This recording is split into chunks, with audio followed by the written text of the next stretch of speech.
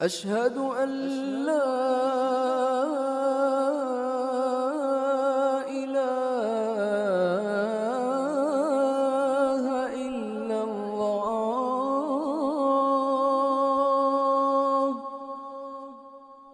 رسول اللہ صلی اللہ علیہ وآلہ وسلم کی وفات کے بعد اسلام کے لیے ایک عظیم آزمائش کا وقت آیا۔ عرب کے کئی قبائل نے مدینہ کی مرکزی ریاست سے اپنی بیعت توڑ دی اور مرتد ہو گئے۔ ان بغاوتوں نے اسلامی ریاست کے وجود کو ہی خطرے میں ڈال دیا۔ انہی مرتدین میں سب سے طاقتور اور خطرناک شخصیت کا نام مسیلمہ کذاب تھا، جو یمامہ کے علاقے میں اپنے جھوٹے دعووں کے ذریعے ہزاروں لوگوں کو اپنے ساتھ ملا چکا تھا۔ یہ کہانی ہے ایک ایسی جنگ کی جس کا نتیجہ صرف ایک علاقے کی فتح میں شکست پر نہیں بلکہ خود اسلام کے مستقبل پر منحصر تھا۔ مسیلمہ کا اصل نام مسیلمہ بن حبیر تھا اور اس کا تعلق یمامہ کے قبیلے بنی حنیفہ سے تھا۔ یہ قبیلہ عرب کے بڑے قبائل میں شمار ہوتا تھا اور اس زمانے میں بہت مضبوط اور طاقتور سمجھا جاتا تھا۔ جب عرب میں اسلام کی روشنی پھیلنے لگی تو بنی حنیفہ کے لوگ مدینہ آئے اور انہوں نے اسلام قبول کیا۔ ان کے ساتھ مسلمہ بھی آیا۔ وہ اس وقت بظاہر مسلمان ہو گیا لیکن اس کا دل ایمان سے خالی تھا۔ مسلمہ کذاب دولت، طاقت اور شہرت کا خواہشمند انسان تھا۔ اس نے دیکھا کہ رسول اللہ صلی اللہ علیہ وآلہ وسلم کی قیادت میں پورا عرب اسلام کے جھنڈے تلے جمع ہو رہا ہے تو اس کے دل میں لالچ اور حسد پیدا ہو گیا۔ وہ سوچنے لگا کہ اگر قیادت اور نبوت مجھے مل جائے تو میرا قبیلہ اور میرا نام سب سے بڑا ہو جائے گا۔ جب بنی حنیفہ کے لوگ مدینہ پہنچ کر نبی کریم صلی اللہ علیہ وآلہ وسلم کے سامنے حاضر ہوئے تو مسلمہ نے آپ صلی اللہ علیہ وآلہ وسلم سے کہا کہ ہم صرف اور صرف ایک شرط پر اسلام قبول کریں گے کہ آپ اپنے بعد مجھے اپنا جانشین یعنی خلیفہ بنائیں گے۔ یہ سن کر رسول اللہ صلی اللہ علیہ وآلہ وسلم نے سخت انکار فرمایا اور کھجور کی ایک چھوٹی سی ٹہنی پکڑ کر کہا، اللہ کی قسم اگر تم مجھ سے یہ لکڑی کا تنکا بھی مانگو گے تو میں تمہیں نہ دوں گا۔ نبوت اللہ کی عطا ہے، یہ کسی کو تقسیم نہیں کی جا سکتی۔ جب بنی حنیفہ کے لوگ واپس اپنے قبیلے پہنچے تو انہوں نے سب لوگوں کو جمع کیا اور وہ ان کو کہنے لگے کہ اللہ کے رسول محمد صلی اللہ علیہ وآلہ وسلم نے اپنے ساتھ مسلمہ کو بھی اللہ کا رسول بنا دیا ہے۔ تو یہ سن کر بہت سے لوگ خوش ہوئے لیکن کچھ لوگ ابھی بھی پریشانی میں تھے۔ جب یہ خبر مدینہ کے مسلمانوں کو پہنچی تو انہوں نے اسی بنی حنیفہ میں سے ایک شخص کو ان کی طرف روانہ کیا تاکہ وہ انہیں سب سچ بتا سکے۔ جب وہ شخص اپنے قبیلے کے درمیان پہنچا اور اس نے کہا کہ مجھے محمد صلی اللہ علیہ وآلہ وسلم نے بھیجا ہے، اس کے بعد سب لوگ ان کی بات بہت غور سے سننے لگے اور اس نے کہا کہ مجھے مدینہ سے اس لیے بھیجا گیا ہے تاکہ میں آپ سب کو یہ بتا سکوں کہ یہ جو مسلمہ ہے اور یہ جو کچھ بھی کہہ رہا ہے سب کچھ سچ ہے۔ یہ سننے کے بعد بنی حنیفہ کے لوگوں کو یقین ہو گیا کہ مسلمہ اللہ کا رسول ہے اور سب لوگ اس کو اپنا پیغمبر ماننے لگے۔ اس سے پہلے کہ لوگوں کو ان کی حقیقت پتہ چلتی، مسلمہ نے اسلام کی بہت سی امپورٹنٹ چیزوں کو ختم کر دیا، مطلب کہ شراب کو حلال کر دیا، فجر اور عشاء کی نماز کو ختم کر کے نمازیں 5 کی بجائے 3 کر دیں، فحاشی کو بالکل جائز کر دیا اور رمضان کے روزے بھی ختم کر دیے اور گواہوں کے بغیر نکاح کو بھی جائز کر دیا۔ نہ صرف یہ بلکہ قرآن کی آیات کو بدل کر ایک نئی کتاب بھی بنانا شروع کر دی۔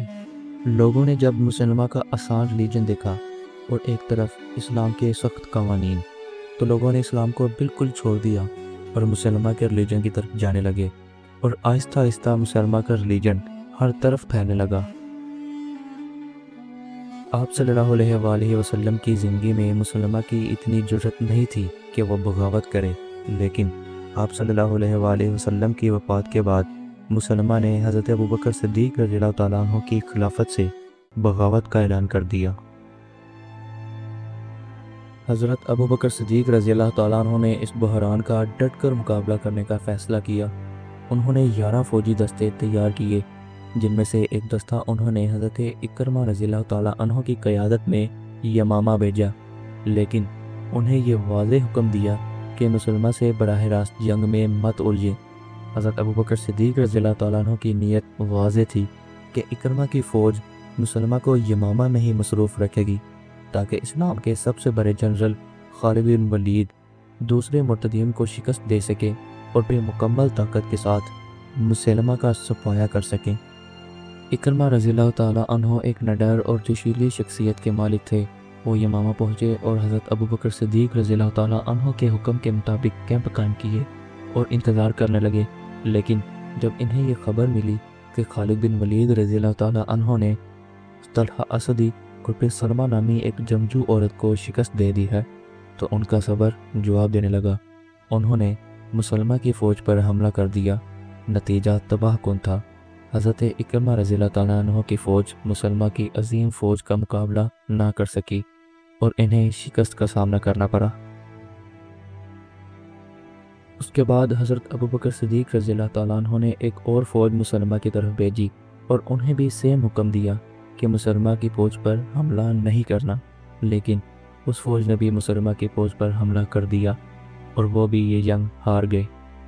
اب حضرت ابوبکر صدیق رضی اللہ تعالیٰ عنہ نے مسلمہ کے خلاف فیصلہ کن کارروائی کا اعلان کر دیا۔ انہوں نے حضرت خالد بن ولید رضی اللہ تعالیٰ عنہ کو حکم دیا کہ وہ اپنی فوج لے کر یمامہ پہنچیں۔ حضرت خالد بن ولید رضی اللہ تعالیٰ عنہ اپنی 13,000 کی فوج لے کر یمامہ پہنچ گئے۔ ان کے سامنے مسلمہ اپنی 40,000 کی فوج لیے کھڑا تھا۔ حضرت خالد بن ولید رضی اللہ تعالیٰ عنہ کے حکم پر مسلم فوج نے اپنے پورے محاذ پر زوردار حملہ کیا۔ لڑائی انتہائی سخت اور خون ریز تھی۔ ایک جگہ ایک کھائی میں اتنے لوگ مارے گئے کہ ان کا خون ایک ندی کی طرح بہنے لگا۔ تاریخ میں اس جگہ کو آج بھی خون کی کھائی کے نام سے یاد کیا جاتا ہے۔ آہستہ آہستہ اس جنگ میں بہت سے مسلمان شہید ہونے لگے۔ مسلمہ کی فوج زیادہ ہونے کی وجہ سے مسلمانوں کی فوج آہستہ آہستہ پیچھے ہٹنے لگی۔ مسلمانوں کی فوج کو پیچھے دھکیلتے ہوئے مسلمہ کی فوج اتنی آگے آ گئی کہ وہ ان کے کیمپس تک پہنچ گئے، جن کیمپس میں مسلمانوں کی بیویاں موجود تھیں۔ ایون کہ حضرت خالد بن ولید رضی اللہ تعالیٰ عنہ کی بیوی بھی انہی کیمپس میں موجود تھیں۔ اب ایسا لگ رہا تھا کہ مسلمان یہ جنگ چھوڑ کر بھاگ جائیں گے اور مسلمہ یہ جنگ جیت جائے گا، لیکن حضرت خالد بن ولید رضی اللہ تعالیٰ عنہ کو اس بات کا پتہ تھا کہ اگر آج مسلمان یہ جنگ ہار گئے تو مسلمہ کی یہ فوج سیدھا مدینہ پر حملہ کرے گی۔ اب کوئی اور آپشن نہیں تھا، تو حضرت خالد بن ولید، حضرت زید بن خطاب اور کچھ صحابہ مسلمانوں کی فوج کو چھوڑ کر مسلمہ کی فوج کی طرف بڑھنے لگے اور آہستہ آہستہ بہت سے دشمنوں کو جہنم واصل کرنے لگے۔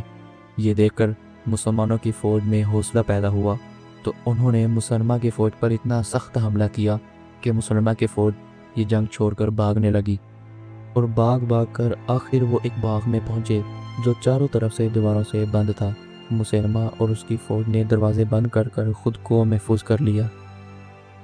اب جب مسلمہ کی فوج باغ کے اندر محفوظ تھی تو مسلمانوں کی بہت کوشش کے بعد بھی مسلمانوں کی فوج اندر گھس نہ سکی، تو آخر ایک صحابی براء بن مالک نے یہ کہا کہ اگر مسلمان کسی طرح مجھے اس دیوار کے اندر بھیج دیں تو میں ان کے لیے دروازہ کھول سکتا ہوں، لیکن حضرت خالد بن ولید اور باقی صحابیوں نے یہ کرنے سے صاف انکار کر دیا کیونکہ یہ بالکل خودکشی تھی۔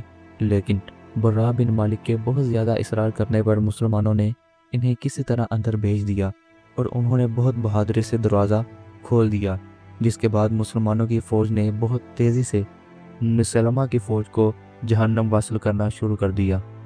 یہ دیکھ کر مسلمہ بھاگنے لگا، لیکن مسلمانوں کی فوج میں ایک صحابی ایسے تھے جو صرف اس لیے آئے تھے کہ وہ مسلمہ کو ختم کر سکیں، حضرت وحشی رضی اللہ تعالیٰ عنہ۔